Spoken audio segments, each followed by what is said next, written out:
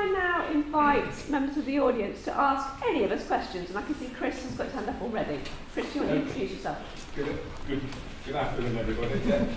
My name is Chris Jackson. Looking around the room, we've got 3 South Bristol councillors here. We've got Helen Holland, which is Hartcliffe. We've got Jeff and myself, which is Philwood. I've listened to all the presentations. We heard some nice phrases and buzzwords. No one's left behind. Creative regeneration. What I'd like to ask everybody here today, because we might have a little narrower interest than a lot of people in this room, what are you going to do to assist in all of what you've been saying in South Bristol for jobs, skills and training? Because if you want to go somewhere to regenerate, this is the area to do it, South Bristol. Okay, who'd like to take that one? Paul? I don't do policy, so I'm afraid I'm a bit like that. What I said is what I believe, which is that creativity is something that people have. Microphones are things that people have as well. And it's incredibly important places like this exist. They need to be networked. Nicky's used the word visibility, and visibility is a key thing for me.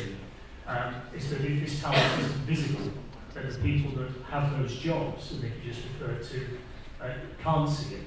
So making the talent visible is incredibly important. Going to the places which will be the hub. So actually the centre of Bristol has an amazing density of activity in the digital creative sector.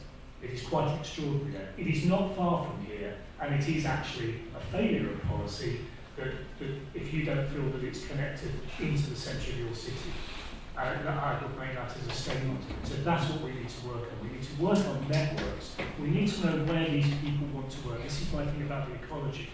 And one of the things about the community connectors is they need to be connected into a big economic entity. And that is, frankly, that is going to be the centre of Bristol, because that's where the activity takes place. So it's the connecting in that has to be done. And whatever the council can do to enable that, the support that's existed over the years. Well, you know, I remember this place when it was next door, before they built the straw building here.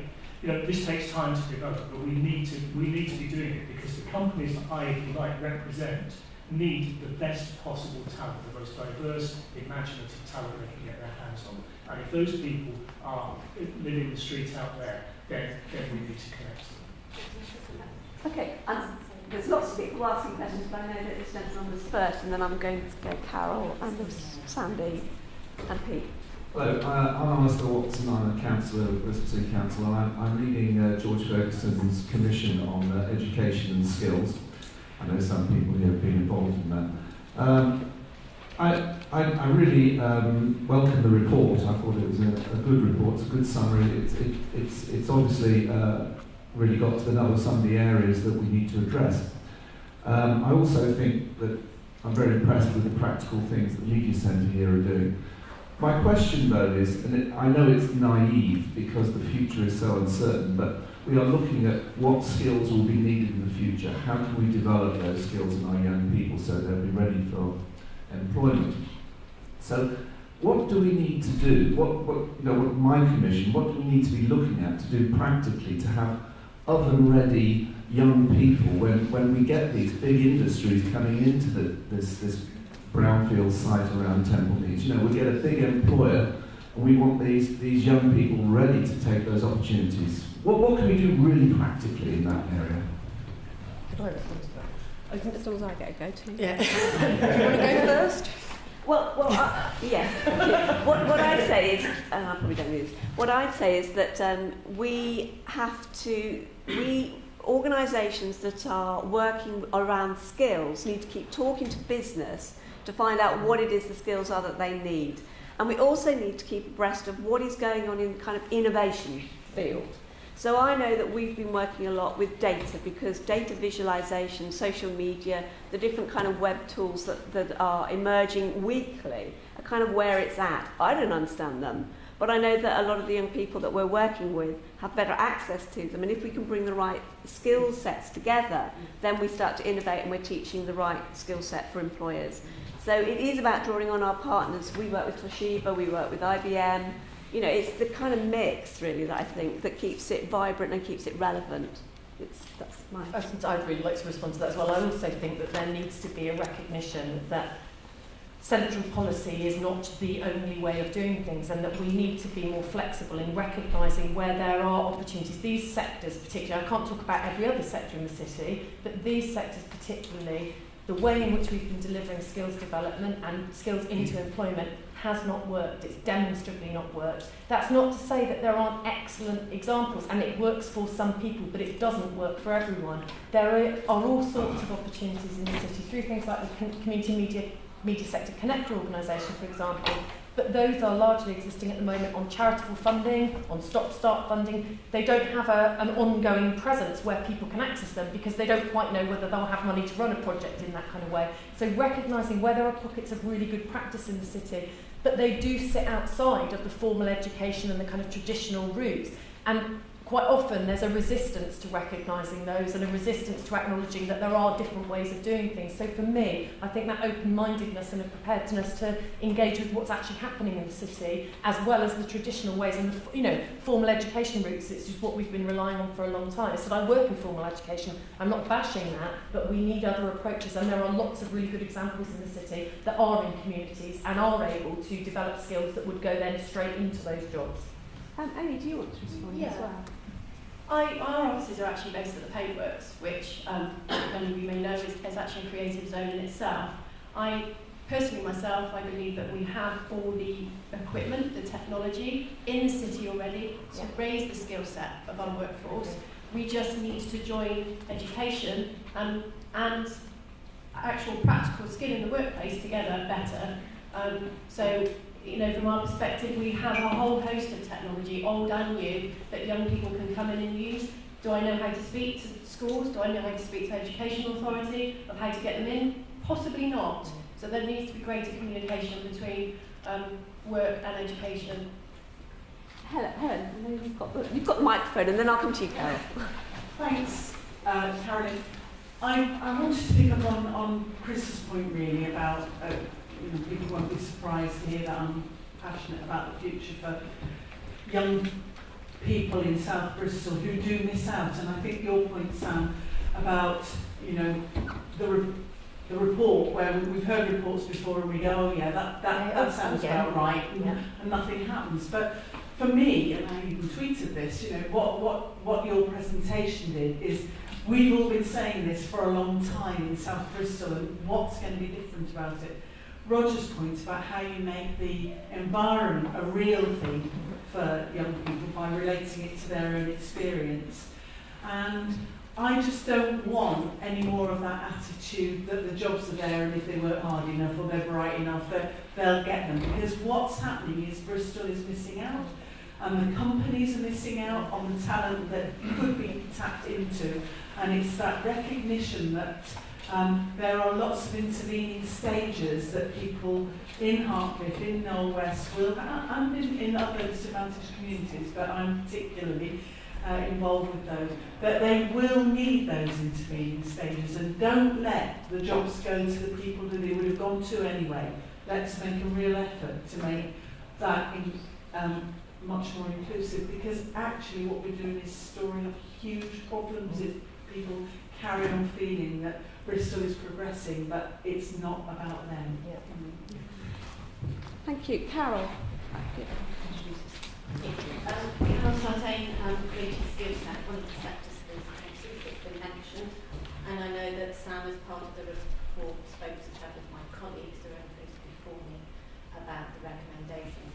I just wanted to pick up on a couple of things in terms of apprenticeships, which is an offer, and part of my role being one of the local sort of representatives for Creative Skills Set is to go out and talk to employers around their needs, of which there are an enormous amount of reports which actually identify what the needs are. So we've just got to get on and create jobs, opportunities, work experience, young people being work ready for those employers. And I think we absolutely, part of all of our responsibility as the kind of stakeholders, agencies, whoever, is we have to be responsible for ensuring that that awareness is out there, increasing the awareness increasing the awareness to the talent pool of young people in schools, in informal settings, organisations such as this. It's not about us duplicating, it's about us working with those organisations already.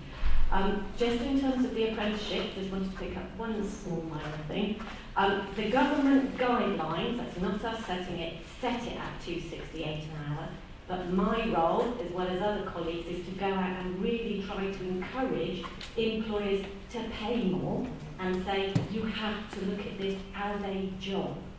It isn't just an opportunity for someone to come in and, you know, do a bit of work that you don't need. The apprenticeship framework that we have devised, that is directly came from the Sector Skills Council, who are industry reps. It's not government, it's what industry is saying. That has been responded to, and it's a very 12-month intensive mentored programme of work, and it hopefully enables young people to be work ready. Now, I do know we have 24 currently this month with employers, a lot with digital agencies in Bristol. Now, some of those are earning an awful lot more, but where those companies can't afford maybe more than that, it is another opportunity for them to bring in a young person with that innovation, as you say. So I think the point I would like to say is I think we all have a responsibility to make the awareness of what the offers are out there, and also try to encourage employers to think differently about how they employ young people. And the two, I think, can work really well if we can be effective. Okay. I know, Sandy, you want to say something? Jules? Jules? Sorry, and Jules and Pete. I'm Sandy, I'm the Chief Executive of the Creative Youth Network. We're on the station in the middle of town. I suppose my question is, what we're talking about is a real shift in culture about how young people find work. It's no longer the traditional, apply for, see a job, apply for it. Actually, you've got to get out there, you've got to network, you've got to put yourself out, you might take little bits at a time, maybe alongside a job in a pub or a bar, or whatever it is, whilst you build up your network and build up your reputation and that kind of thing. And I just wonder how we go about making what is quite a big shift in culture, and I would say it's an even bigger shift in culture in areas like South Bristol that have had more traditional industries in the past.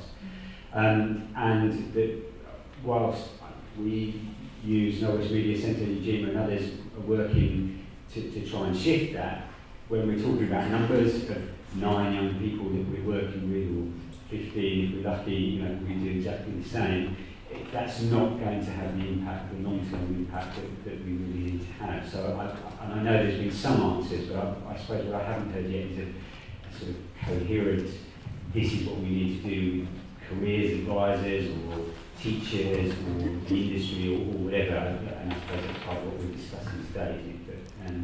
So it's a kind of question. I think the numbers thing is quite interesting. Yeah. Sam, do you want to? I mean, certainly the recommendations out of that report have been now translated into an action plan. There are a number of things that are happening across the city in terms of discussions.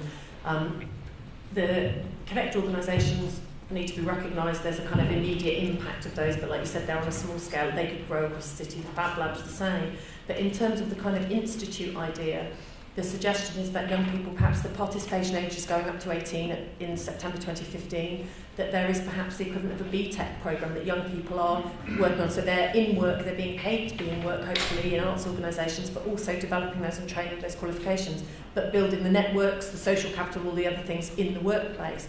There's been discussion, as I said, through the local enterprise partnership about commercial sector organisations basically looking at that as a similar model. Well, if that works, you are talking about scale. Young people I know we're in South Bristol, the project I've been working on is citywide. Young people in Weston-super-Mare are facing the same issues. Young people in Bath, young people in South Gloucestershire. I agree with you, we need a much bigger thing. Some of the ideas that have come out of that, we haven't got anything absolutely defined as yet, but the move is towards doing something. Otherwise, what we end up doing is something that's small scale, localised. It's great for a couple of years and we all congratulate ourselves, but actually in 5 years' time there's no sustainable impact of it. So hopefully what the recommendations and that action planning do, the long-term stuff about actually getting organisations to work together, getting people to think differently and be prepared to think in ways that aren't just about kind of protecting an individual interest but a broad spectrum, they're baby steps towards those, but I think that is starting to happen.